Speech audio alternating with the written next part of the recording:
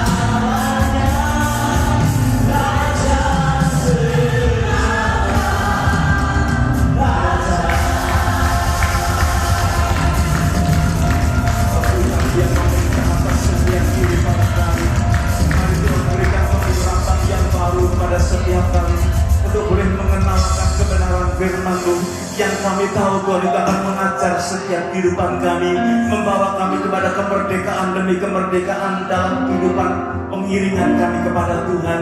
Hamba-Mu berdoa, mari Tuhan Kau berbicara atas setiap kami, menerangkan setiap isi hati-Mu, sehingga setiap kami boleh menangkap apa yang Kau mau hari ini, menolak setiap kuasa-kuasa di udara yang mencoba mengalihkan kami dari setiap perhatian yang tidak datang dari Tuhan. Kami berkata di dalam nama Tuhan Yesus, kami tolak dari hidup kami, sehingga setiap kami boleh belajar akan kebenaran firman-Mu dengan cara-Mu yang ajaib dan luar biasa. Tuhan, Engkau memberikan pewahyuan yang baru hari ini. Terima kasih, hati kami penuh dengan ucapan syukur. Sepanjang minggu Tuhan sudah memberkati kami. Sekarang kami siap untuk belajar akan kebenaran firman-Mu di dalam nama Yesus. Kami berdoa, haleluya. Mari semua kita berkata amin. Bapak Ibu silakan duduk, haleluya. Juga teman-teman yang ada di online service, shalom semua kita pada hari ini. Semua baik-baik? Sudah mulai agak dingin-dingin sekarang ya, haleluya. Mari kita akan bersama-sama memasuki satu serial yang baru. Saya sebut sebagai Mempelai Kristus. Kita akan belajar ini selama 5 minggu untuk bisa menanamkan satu dasar atau value atau nilai di dalam kehidupan kekristenan kita. Kita melihat terlebih dahulu dari Matius pasalnya yang ke-25 ayat yang kedua. Matius pasal yang ke-25 ayatnya yang kedua. Matius 25 ayat pertama, maksud saya ya. Alright. Pada waktu itu hal kerajaan surga seumpama 10 gadis yang mengambil pelitanya dan pergi menyongsong mempelai laki-laki. Semua kita tahu cerita ini tentang 5 gadis yang bodoh dan 5 gadis yang bijaksana. Saya mau tanya kepada saudara, siapa yang mau jadi 5 gadis yang bijaksana? Ya. Siapa yang mau jadi 5 gadis yang bodoh? Saya sih nggak bicara itu, saudara ya. Saya mau melihat bahwa 5 gadis yang bijaksana itu akhirnya akan menjadi mempelai Kristus. Ya.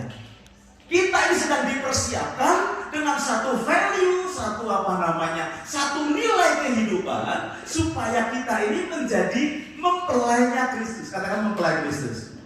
Oke, jadi pada 5 pertemuan kita akan belajar tentang value, tentang culture sebagai anak-anak Tuhan, khususnya ketika kita ini berjemaat di tempat ini. Kita menanamkan value itu sehingga setiap kita bisa mengikuti akan apa yang ada menjadi satu nilai-nilai yang kita akan bisa aplikasikan. Saya berdoa selama 5 minggu ini hamba-hamba Tuhan yang akan bicarakan menuntut saudara sekalian untuk memiliki nilai-nilai kehidupan yang lebih baik lagi.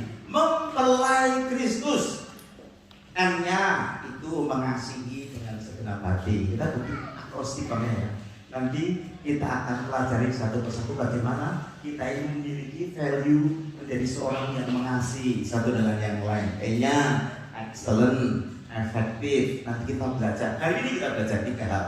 Ya, kemudian menjalankan 5 panggilan satu gereja. Ya toh, sebagai jemaat Tuhan kita lakukan 5 panggilan gereja.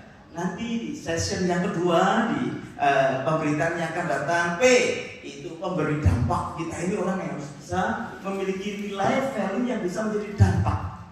Kemudian E-nya apa? Enjoy.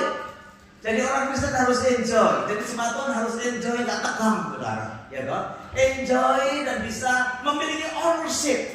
Kalau kita tidak merasa memiliki akan pelayanan pekerjaan Tuhan, saudara tidak akan punya gairah dalam kita mengiring kepada Tuhan. Tuhan ya.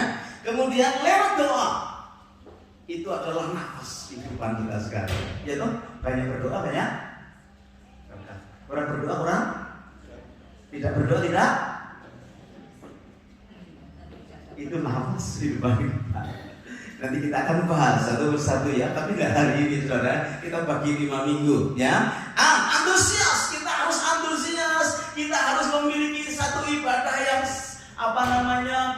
semerbak, sukacita, semangat. Makanya saudara, saya berharap saudara tidak canggung beribadah di tempat ini dengan mungkin diajak melompat, mengangkat tangan. Itu cara kita untuk mengekspresikan kita ini beribadah dengan penuh antusias sukacita. Saudara, kalau saudara tidak mengikutinya, saudara kehilangan kesempatan. Saudara jangan, kenapa nih ya? Kenapa mesti angkat tangan ya kita ya? Kenapa mesti kita, sorak-sorai ya, gitu ya? Kenapa kita kebaktian harus pakai mic? Gitu ya? Kalau semua usah pakai mic nggak apa-apa, gitu ya? Ada semarak di dalam kita, ya. Kita akan belajar lagi itu. Kemudian ingat akan orang-orang yang belum kenal akan Tuhan. Ingat dan peduli orang-orang yang belum kenal akan Tuhan. Kemudian kreatif. Kita harus bisa kreatif untuk apa? Untuk mengembangkan setiap talenta yang Tuhan percayakan di dalam kehidupan kita.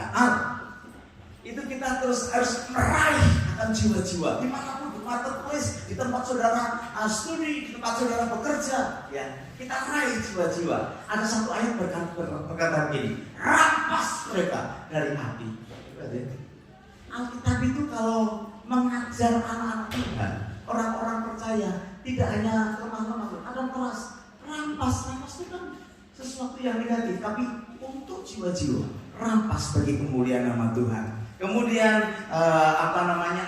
inovasi, pembaharuan kita di dalam pelayanan pekerjaan Tuhan. Bapak Ibu, saya berharap kita dari waktu ke waktu, dari estafet ke estafet yang baru, selalu ada inovasi yang baru. Ya, kalau di Indonesia itu terkenalnya kijang apa?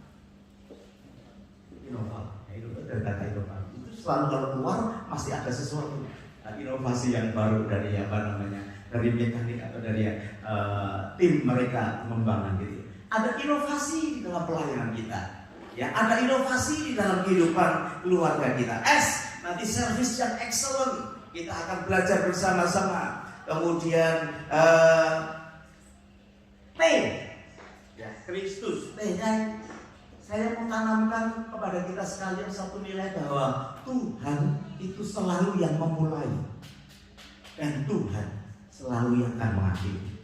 Nah, di tengah-tengahnya itu proses kehidupan kita. Tapi dalam segala perkara, apa yang terjadi dalam hidup kita, itu Tuhan yang mulai. Katakan Tuhan yang mulai. Dan kalau Tuhan yang memulai, kita akan sampai kepada Tuhan mengakhiri dengan benar. Ya toh? Kita suka sekali. Ya tahu saudara kalau mau nulis di lisan kuburan, kalau belum punya ide dan kalau mati itu lisannya ditulis siapa? Jangan hanya berkata gini, rest in peace. Ya, ini kan sudah biasa. Tulis siapa? Finishing well. Ya, atau well done biar kayak steak. Well done. Tuhan yang memulai, Tuhan yang mengakhiri, itu bagian yang sangat indah janji yang Tuhan berikan kepada kita. Saya berharap itu jadi value buat hidup kita. Jadi tidak ada orang yang give up di tengah jalan. Kemudian upayakan untuk mengenal Tuhan dengan lebih lagi. Saudara, tidak usah disuruh-suruh. Ya, kita ini sudah harus terbiasa. Saya suka sekali. Sekarang orang disuruh doa sudah banyak yang berani, saudara. Dulu itu disuruh berdoa kamu aja. Padahal disuruh doa untuk makan, saudara. Kamu nggak bisa, saya nggak bisa berdoa. Sekarang, luar biasa. Doa makan saya Pak, apalagi di restoran. Saudara kalau di restoran suruh doa makan, angkat tangan. Gitu ya. Kenapa? Kita bisa berdoa sambil bersiasat. Tuhan terima kasih ya kesempatan makan bersama-sama. Berkati Pastor Iwan yang sudah mengundang kami bermakan. Amin. Kita makan dengan Pastor Iwan pun saudara. Kita sudah terbiasa dengan hal-hal yang indah, yang hal-hal yang rohani. Upayakan terus mengenal Tuhan, mengenal firman pagi siang. Mungkin saya syukur sekali karena kita ini punya atmosfer yang suka untuk membicarakan firman Tuhan. Dan kemudian yang yang terakhir, kita juga mau touch semua generasi. Ini kerinduan kita loh saudara. Ya, kalau bapak ini ya sudah, kalau sudah bagian meluruskan dan sebagainya, ya mudah-mudahan luar biasa. Ada service in English, ada acaranya macam-macam. Saya bersyukur. Dan itu kita buat jadi value gereja kita. Kalau kurang banyak nanti tambahin lagi juga. Ya toh. Mempelai Kristus nambah panjang itu kalau jadi value saja bagi hidup kita. Itu sudah menolong kita untuk bertumbuh dalam anugerah Tuhan. Mari kita akan melihat 3 hal yang pertama. Kita melihat yang pertama adalah mengasihi sesama dengan segenap hati. Normalnya sebagai anak Tuhan, kita itu lebih suka dengan orang yang sejenis, sukaannya, hobinya, cara ngomongnya, ya. Kita lebih suka dengan orang yang sama-sama. Untuk orang yang sama seperti kita, bahkan kita rela untuk berkorban, untuk melakukan sesuatu, walaupun gak banyak-banyak. Gitu ya. Tetapi kalau orang yang tidak sama dengan kita, nanti dulu. Tetapi perhatikan Bapak Ibu Saudara yang dikasihi Tuhan, Matius 22 ayat yang ke-39 berkata seperti begini. Dan hukum yang kedua yang sama dengan itu ialah kasihilah sesamamu manusia seperti dirimu sendiri. Ada 2 hukum di dalam yang merangkum akar Injil, yaitu kasihi Tuhan Allahmu, dan yang kedua adalah kasihi sesamamu. Itu 50-50 loh saudara. Separuh daripada inti Injil itu mengasihi sesamamu manusia. Nah pertanyaannya yang dimaksud sesamamu siapa? Orang Farisi itu nakal saudara. Dia kadang uji Tuhan Yesus. Lalu sesama itu siapa? Saudara tahu cerita ini? Akhirnya Tuhan Yesus memberikan perumpamaan. Ada seorang yang turun dari Yerusalem ke Yeriko, orang Yahudi, di tengah jalan dirampok habis-habisan. Saudara. Kemudian lewatlah seorang imam, tetapi imam hanya melihat dari jauh, kemudian meninggalkan dia. Imam itu sekarang pendeta, saudara. Kira-kira gitu. Ada orang susah, orang mau mati, pendeta melihat, didiamin aja, ditinggal pergi. Kemudian yang kedua, ada orang Lewi lewat. Dia juga sama si imam itu, saudara. Tidak menolong dan ditinggal pergi. Orang Lewi itu, kalau sekarang ini ya itu saudara, pelayan-pelayan Tuhan yang gairah, rajin, tapi tidak ada peduli dengan orang itu. Nah, yang ketiga dia berkata, ada orang Samaria. Orang Samaria ini pada zaman itu tidak baikan dengan orang Yahudi. Orang Yahudi itu kalau mau pergi ke satu tempat melewati daerah Samaria, dia harus keliling muter supaya tidak melewati itu.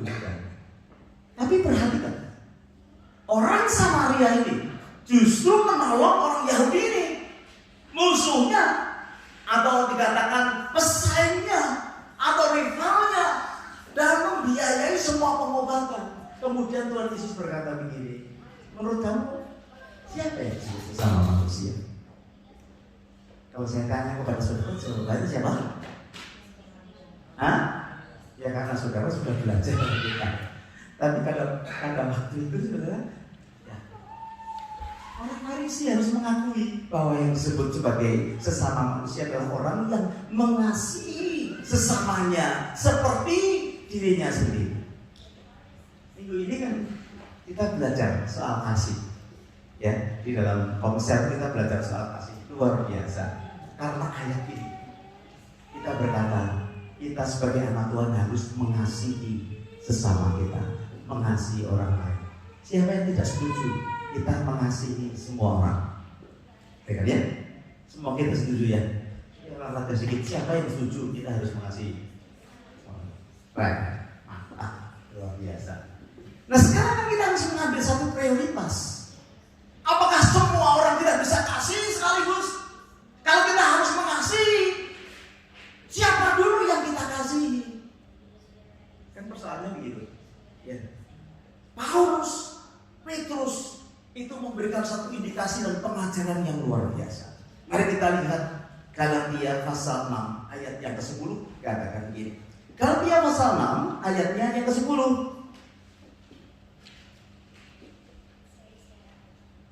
Galatia 6 ayat yang ke-10 berkata begini, karena itu katakannya, selama masih ada kesempatan bagi kita, marilah kita berbuat baik atau mengasihi semua orang, tetapi terutama siapa? Saudara harus jadi value dalam kehidupan kita. Di dalam mengasihi memang kepada semua orang. Tetapi Alkitab berkata, siapa dulu yang harus kita kasih sebagai anak Tuhan? Prioritasnya siapa dulu? Apakah sesama saudara seiman atau orang yang belum beriman? Memang betul. Kita harus mengasihi sesama. Tetapi ada bagian-bagian yang kita tidak bisa kerjakan, terlalu jauh. Nah, mulai dari bagian yang kecil siapa? Saudara-saudara seiman terlebih dahulu. Saudara, ada satu ayat yang bagus sekali dari Lukas pasal yang ketiga, ayat yang ke-31. Lukas 3 ayat yang ke-31. Itu berkata begini, dan sebagaimana kamu kehendaki supaya orang berbuat kepadamu, perbuatlah juga demikian kepada mereka. Kalau saudara mau orang lain berbuat baik dulu kepada mereka. Kalau saudara mau orang itu disiplin terhadap saudara, disiplin dulu. Kalau kalau saudara mau orang lain memperhatikan hidup saudara, beri perhatian terlebih dahulu. Alkitab dengan jelas apa yang kau inginkan untuk dilakukan orang lain terhadap dirimu, lakukan terlebih dahulu. Nah, kita kembali kepada Rasul Paulus yang berkata, kalau mau berbuat baik, ya, atau melakukan tindakan kasih, Alkitab berkata kepada semua orang, tapi terlebih dahulu kepada siapa? Orang-orang seiman.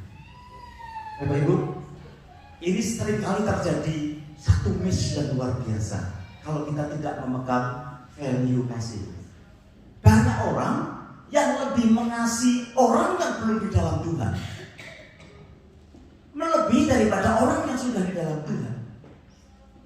Banyak anggota jemaat yang lebih mengasihi orang di luar sana walaupun belum di dalam Tuhan daripada sesama anggota jemaat. Sorry, saya harus sampaikan seperti begini karena ada reasonnya. Saya sampaikan kepada saudara. Banyak gereja menjadi kacau karena apa? Karena mengasihi yang di luar sana lebih dari yang mengasihi di dalam keluarga. Banyak bapak-bapak yang mengasihi istrinya tetangga daripada istrinya sendiri. Loh gitu loh. Kalau bisa sama istrinya tetangga tuh bisa senyum, bisa baik gitu ya, bisa ngomongnya pelan, ngomongnya harus dijaga sampai jangan sampai menyakiti atau melukai hatinya. Tetapi kalau sama istri sendiri tanpa mikir, ngomong cep. Atau sebaliknya banyak ibu-ibu yang suka melayani bapak milik orang lain daripada suaminya sendiri. Banyak. Kalau sama orang lain tuh rajin bikinkan kopi, gitu. Sama suaminya sendiri, suaminya itu cuma minta kopi. Dia tidak minta kopi panas atau kopi dingin, tidak disebutkan, tidak manis ya. Pokoknya aku minta kopi, jadi dibikinkan panas atau dingin juga diminum. Aduh susahnya, nggak bisa bikin sendiri, ya. Halo, tapi saya rasa tidak ada ibu-ibu di sini yang saya maksud ibu-ibu di luar sana, saudara ya. Yang di sini baik-baik sekali. Nah, saudara yang dikasihi Tuhan, terlebih adalah saudara-saudara seiman. Kenapa itu harus terjadi? Yohanes pasalnya yang ke-13 ayat yang ke-35 berkata begini, saudara. Dengan demikian semua orang akan tahu bahwa kamu adalah murid-muridku, yaitu jikalau kamu saling. Saudara, kita mau berbuat apapun, kalau di antara kita orang-orang yang percaya tidak saling mengasihi, dunia nggak bisa melihat bahwa kita adalah murid-murid Tuhan.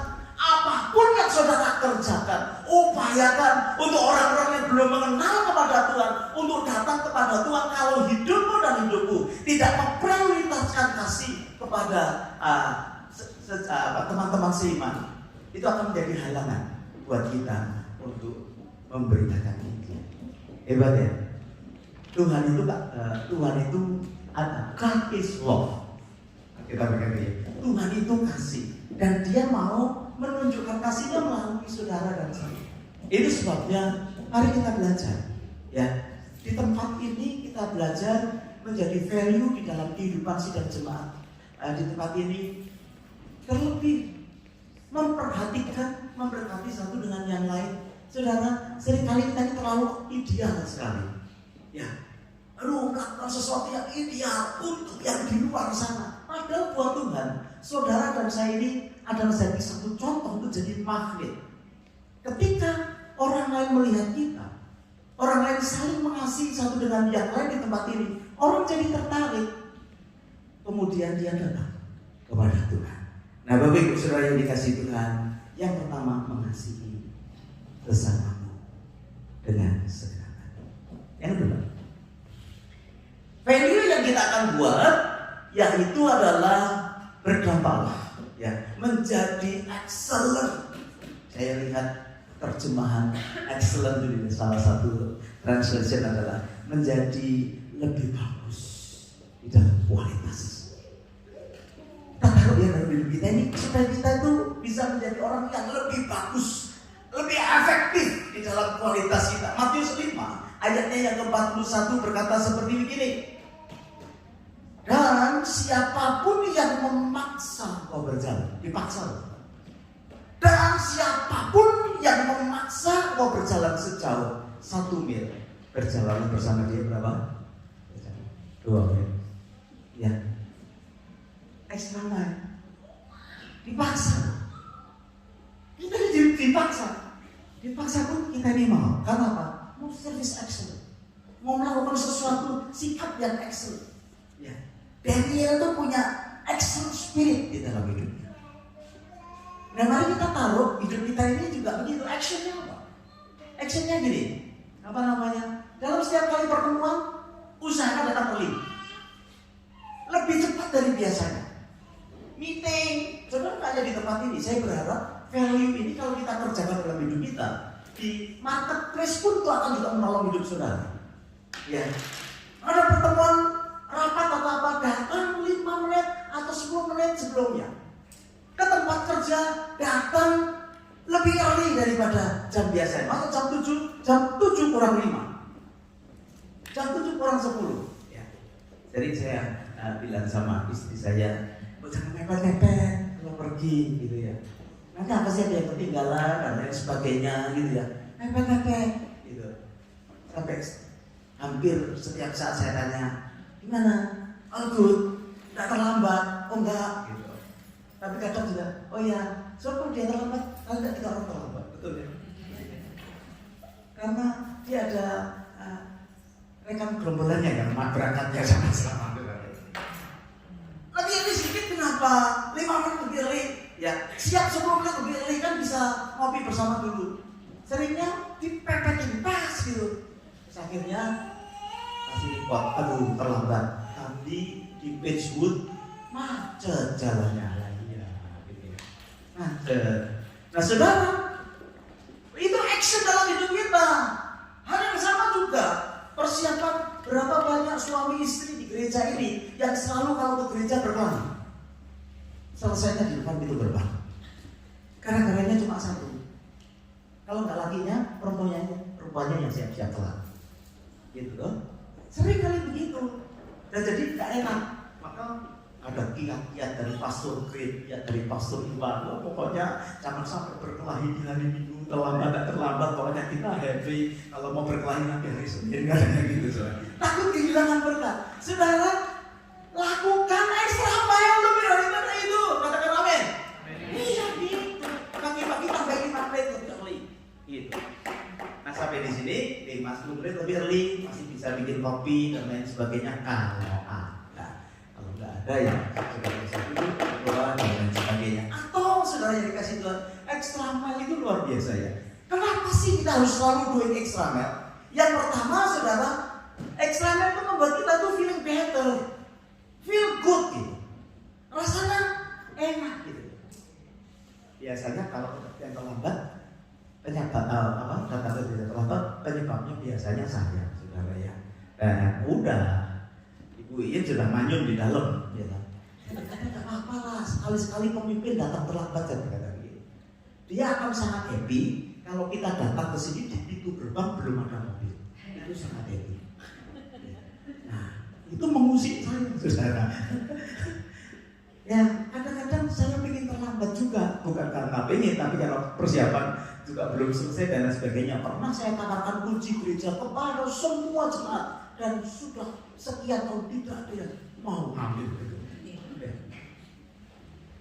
Seringkali, tapi kalau datangnya early, belum ada orang datang, dia sangat happy.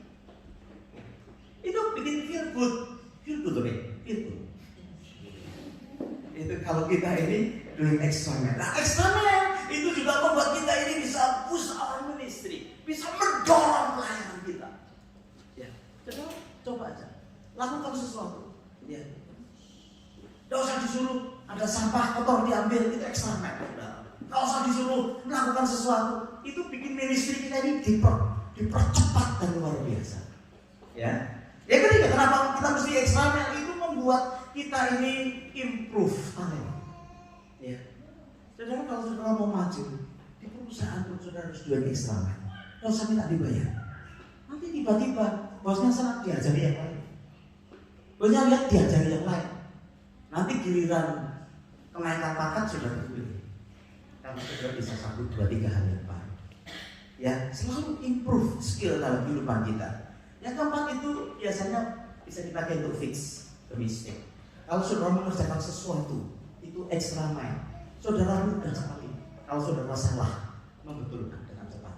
Tapi kalau tidak ada waktu, saudara akan bertambah berguru-guru terus. Hari ini kayaknya lebih tegang ya, karena saya sedang menanamkan satu value. Ya, jadi saya minta saudara sedikit konsentrasi dikit. Ya, kemudian yang terakhir itu tentunya akan memberikan impact kepada yang lain. Rajin itu nular. Katakan nular. Males itu nular. Kalau saudara rajin, orang lain ikut rajin.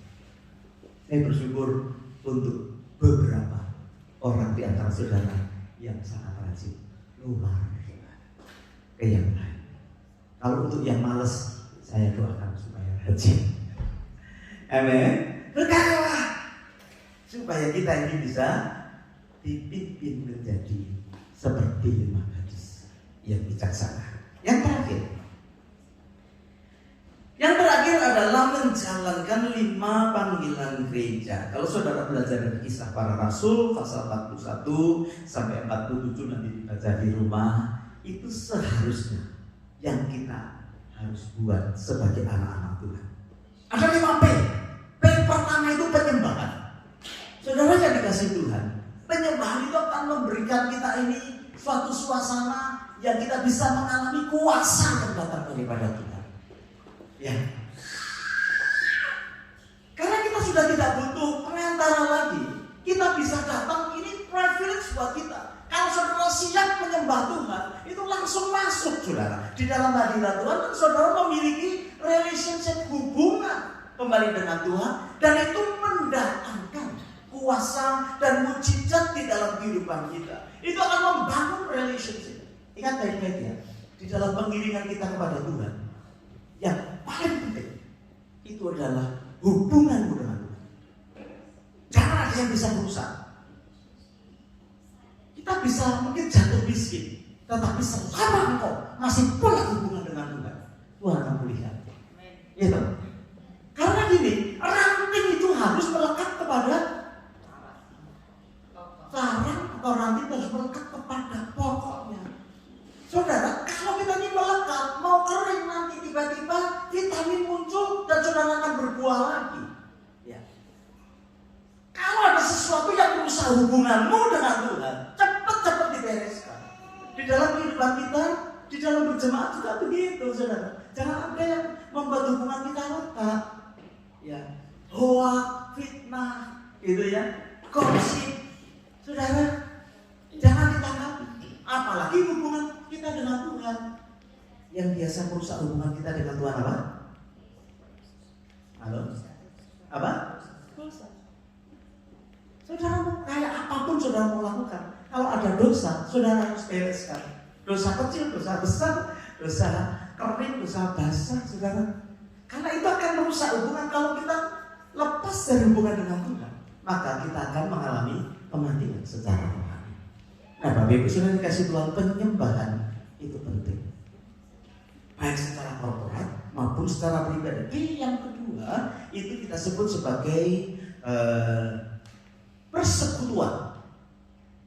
Persekutuan itu adalah sarana untuk kita growing together. Kita punya konsep, ya sudah tahun lebih kali ya Pak, konsep sudah hampir 2 tahun. Konselnya dibuat 1 minggu, Senin ada Selasa belum, Selasa komsel pastoral sih saya. Kemudian Rabu, Kamis, Jumat ada 2, Sabtu. Dengan cara apa? Dengan keinginan apa? Supaya tidak bisa Senin, bisa Rabu. Sebetulnya itu masih kurang tajam. Tapi sementara untuk sarana begitu. Materinya sama, yang dibicarakan sama, tapi keluarnya berbeda-beda. Yang efektif itu komsel ya sebetulnya nggak ganti-ganti anggotanya. Nanti kalau sudah lebih banyak dipisah. Gitu. Tapi itu terus supaya gembala komselnya itu bisa memelihara kali. Tapi kita ini masih longgar. Saudara kalau tidak bisa Senin, saudara bisa Rabu. Kalau nggak bisa Rabu, Kamis, Jumat, Sabtu. Karena materinya sama. Dan di setiap hari ada gembala komselnya. Ini adalah satu sarana untuk kita mengadakan satu persekutuan, suatu pertumbuhan supaya kita bisa growing sama-sama. Saya berharap yang belum join laptop, saya join cuma 1 jam kok. Ya, itu pun Zoom lebih. Ada beberapa di antara saudara ya Pak, jangan pakai Zoom. Ya, saya nggak mau track dengan kawan dan lain sebagainya. Saudara bisa join dengan WA. Ya, saudara minta kepada anggota komsel untuk WA saudara. Jadi kita bisa sama-sama. Ya, 1 jam. Itu untuk growing secara persekutuan. Yang ketiga yaitu pemuridan. Saya percaya Tuhan Yesus itu menerima kita apa adanya. Katakan apa adanya. Dia terima kita apapun keadaan kita. Tetapi Tuhan Yesus tidak pernah mau saudara tetap apa adanya. Setelah diterima oleh dia nggak mau diam. Dia tidak mau mendiamkan saudara untuk apa adanya. Dia akan train saudara. Dia akan latih kita sekalian supaya cakap untuk mempertahankan iman. Bapak Ibu saudara yang dikasih Tuhan, itu sebabnya dibutuhkan pemuridan yang mau menikah, yang mau baptis, yang mau melayani, ragu sekali. Mereka menyediakan teman-teman menyediakan sama-sama pemuridan. Ada secara korporat dan bahkan hamba-hamba Tuhan di tempat ini menyediakan secara pribadi. Kita ini berkata Tuhan luar biasa. Ya, Pak, saya pemuridan dengan orang banyak. Face to face kerjain sendiri lah. Saya berharap saudara tidak take advantage. Kerjakan dengan sungguh-sungguh. Karena ini panggilan daripada kita sekalian. Ya, jadi mari kita berinteraksi satu dengan yang lain sehingga kita ini bisa dimuridkan, kemudian nanti memuridkan, kemudian kita bisa menjadi pelayan-pelayan Tuhan yang semakin menyukakan hati Tuhan. Yang keempat yaitu pelayanan. Ya, orang itu, anak Tuhan itu akan memiliki hati yang puas kalau dia bisa melayani orang lain untuk mengenalkan Tuhan. Percaya nggak? Lebih indah daripada naik gaji. Kalau saudara bisa melayani orang lain, apalagi orang dibawa datang kepada Tuhan, dikait sampai dibaptis, sampai ikut dalam pelayanan. Aduh, saudara, itu kesukaan yang luar biasa. Kalau saudara melihat teman-teman saudara sudah mau bercerai, kemudian saudara bisa membantu, kemudian bisa rukun kembali, itu senang yang luar biasa, saudara. Nah itu kita akan pakai di dalam kehidupan kita supaya apa? Supaya kita menjadi orang-orang yang melayani. Tidak harus di sini. Kalau semua orang khotbah di sini, saya di mana? Tidak harus di sini.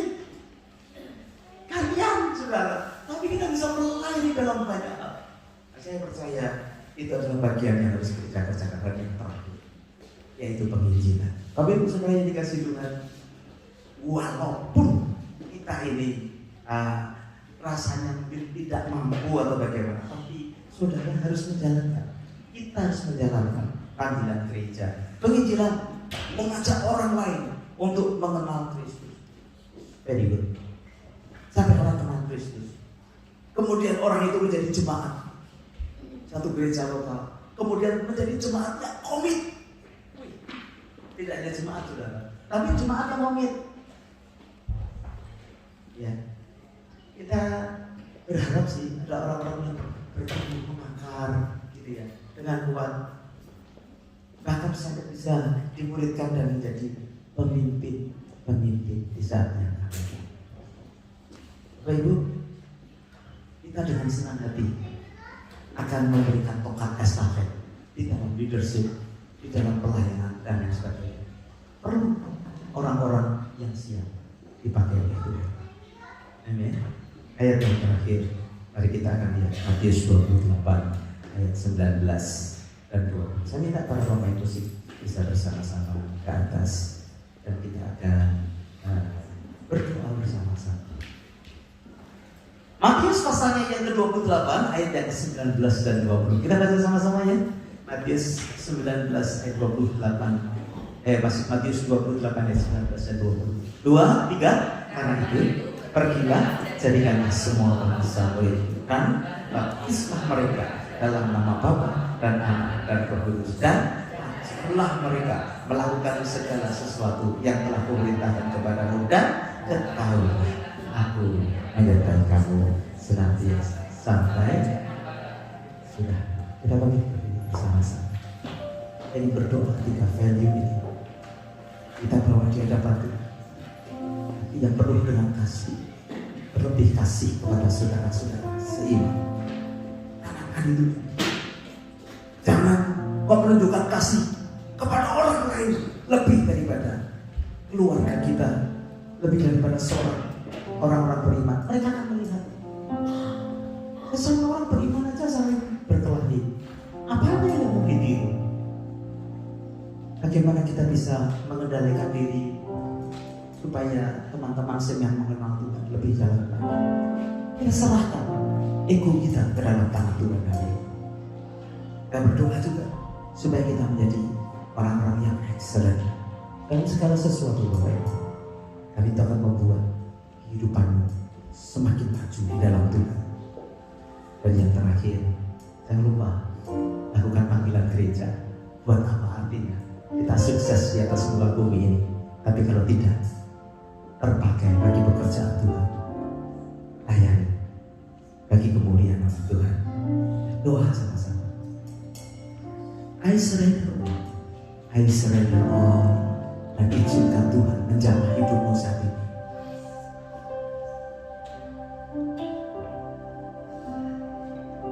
Haleluya.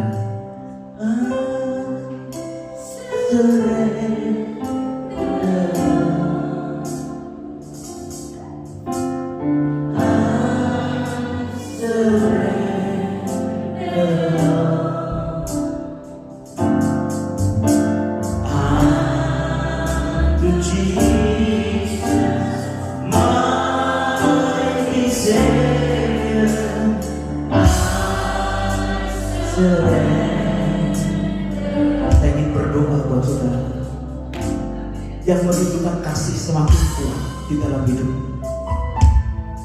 Mungkin hari-hari ini kau kehilangan kasih. Kau tidak menemukan di antara saudara-saudara seiman. Kau berusaha untuk berjalan secara rohani sendirian. Sepertinya tidak ada teman, dan itu membuat kau capek menjadi orang Kristen. Letakkan tanganmu di dadamu, karena yang kita akan bangun adalah value mengasihi sesama. Terlebih orang-orang yang Bapak kau melihat tangan yang yang membutuhkan jamaah kasihmu, sehingga kasih menjadi bagian kehidupan kami. Dan Bapak juga berdoa buat orang-orang yang sudah merasakan kasih itu bisa menyalurkan kasih kepada yang lain, terlebih kepada kawan-kawan seiman. Tidak ada persaingan, tidak ada pertentangan, iri hati, tapi semua kami menopang satu dengan yang lain. Sekarang saya ingin berdoa buat saudara yang selalu tidak pernah bisa berbuat sesuatu yang excellent dalam hidup. Kau selalu hanya rata-rata saja, bahkan hidupmu selalu di bawah rata-rata. Saudara tahu akan hal itu? Mungkin di marketplace, di dalam community di mana kau ada, tidak ada sesuatu yang bernilai yang kau punya, dan kau menjadi orang yang minder karena tidak bisa melakukan sesuatu. Kita berkata, do it extra mile. Lakukan itu, walaupun sepertinya dipaksa. Berdoa, Bapak Ibu sudah dikasih. Kau yang rindu untuk memiliki hal yang excellent, efektif dalam Dan itu menjadi value buat hidup kita. Taruh tanganku di dadamu saat ini. Bapak, di dalam nama Yesus, hambamu juga berdoa biar setiap sidang jemaat menjadi sidang jemaat yang action, yang efektif hidupnya. Jadi magnet, jadi garam, jadi terang di sekeliling yang ada. Mempengaruhi bukan dipengaruhi. Hambamu minta pengurapan yang baik, sehingga tidak ada yang minder lagi, tapi kita ada di dalam nama. Dalam nama Yesus. Terima kasih. Yang terakhir, saya mau rindu kita menjadi orang-orang yang melakukan panggilan gereja yang seharusnya. Apakah kita ini lemah di dalam persekutuan dengan Tuhan dengan sesama? Apakah kita ini lemah di dalam menyembah Tuhan, mencari Tuhan, membaca firman, berdoa? Apakah kita ini lemah untuk dimuridkan? Kaku hidupnya, tidak mau dimuridkan. Tuhan Yesus mau kau maju di dalam memuridkan. Apakah kau saat ini tidak ada kerinduan untuk melayani? Kau hanya menjadi jemaat yang biasa-biasa, tidak ada api yang menyala di dalam hidup. Atau kau rindu membawa jiwa tapi tidak bisa? Takut, malu, tidak selama pengiringan kita, tidak ada jiwa-jiwa yang kita bawa kepada Tuhan. Hidup kita dihabiskan hanya untuk mencari nafkah, untuk melakukan hal-hal yang sifatnya kebutuhan kita. Tapi kau rindu hari ini ada 5 panggilan yang diberikan kepada gereja Tuhan, saudara dan saya. Penyembahan, persekutuan, pemuridan, pelayanan, penginjilan. Ini berdoa buat saudara. Taruh tanganmu di dada dengan kebutuhan masing-masing saat ini. Bapak Saudara, kau sedang melawat umatmu saat ini. Kau sedang ignite setiap kehidupan kita, sedang menyalakan roh kami hari-hari ini. Terima kasih Bapak. Banyak menjadi kebutuhan umatmu saat ini. Kau boleh memenuhinya di dalam nama Yesus. Katakan I surrender all sekali lagi.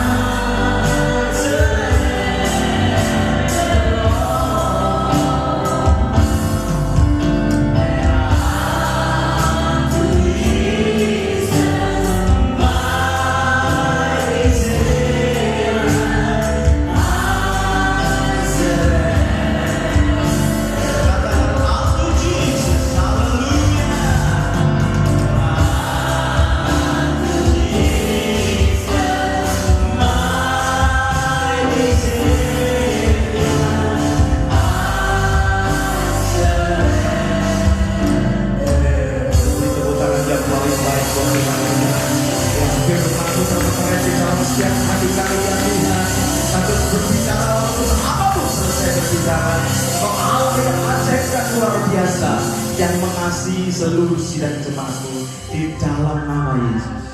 Haleluya. Semua kita berkata amin. Yesus memberkati. Silakan duduk. Haleluya.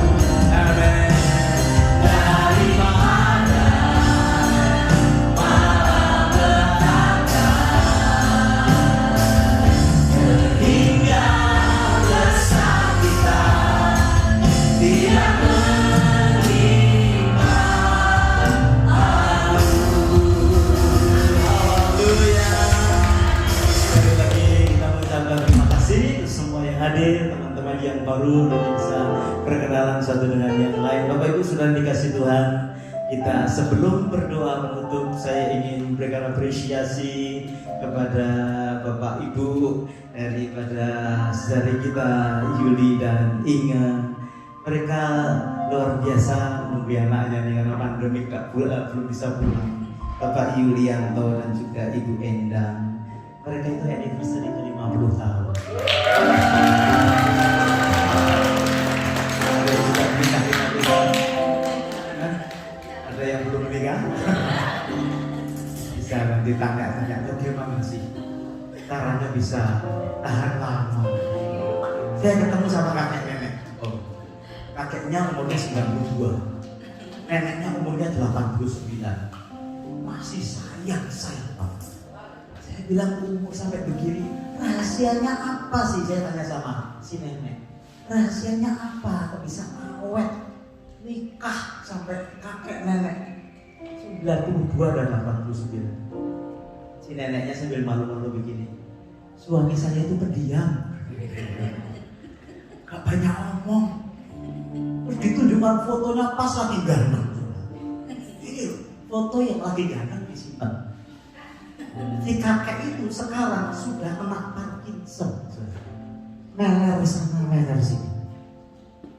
Tapi dia berkata begini, itu si kakek itu dulu ganteng, pendiam, tidak suka komen. Bapak Ibu, bapak-bapak jangan suka komen istri, ya kan?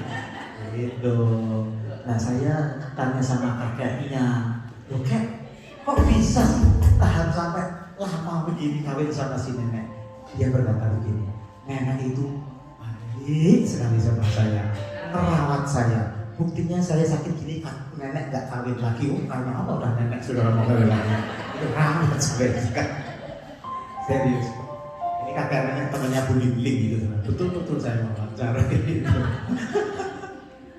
Kita berdoa sama-sama buat Pak Yulianto dan juga buat Ibu Endang ya. Itu ya. Kalau nanti sudah ingin punya pernikahan yang langgeng ya, dekat-dekatlah sama dia. Tanya-tanya, saya punya apa, siapa tahu matching dengan saudara ya. Yang belum punya pasangan ya, lihat-lihatlah, gitu ya. Mari kita sama-sama. Harusnya ini dirayakan di Indonesia, saudara ya. Tetapi biar Tuhan yang mengatur, dirayakan bersama kita di sini. Angkat tangan kita, arahkan kepada Bapak dan Ibu Yulianto saat ini. Dalam nama Yesus kami mengangkat Bapak Yulianto dan Ibu. Haleluya, haleluya. Silakan Tuhan boleh menumpangkan tangan kepada mereka dalam nama Tuhan Yesus. Kami minta Tuhan Yesus berkat-Mu atas Pak Yulianto dan Ibu. Mereka sudah menjadi contoh yang baik khususnya kepada kedua putrinya ya Tuhan, dan juga kepada setiap orang yang mengenalkan dia. Kami doakan mungkin tidak ada perayaan yang besar seperti direncanakan karena keadaan yang ada, tapi Engkau merayakannya dengan perayaan yang besar dalam kehidupan rohani mereka. Biar ucapan syukur mereka semakin besar, penyerahan mereka semakin kuat, cinta mereka semakin mesra pada masa-masa tua mereka. Usia 50 tahun Tuhan akan berkati, diberkati dengan berkelimpahan, dijauhkan dari mara bahaya kecelakaan. Pengaruh pandemik juga kami tolak di dalam nama Yesus. Terima kasih Tuhan, saya disepakat memberkati Bapak Yulianto dan Ibu, seluruh sidang jemaat memberkati itu. Terima kasih Bapak Surgawi, sekarang Kau tumpahkan tangan atas setiap umat-Mu, biar kami pulang dengan membawa sukacita. Teman-teman yang ada di online juga kami bawa dalam tangan Tuhan.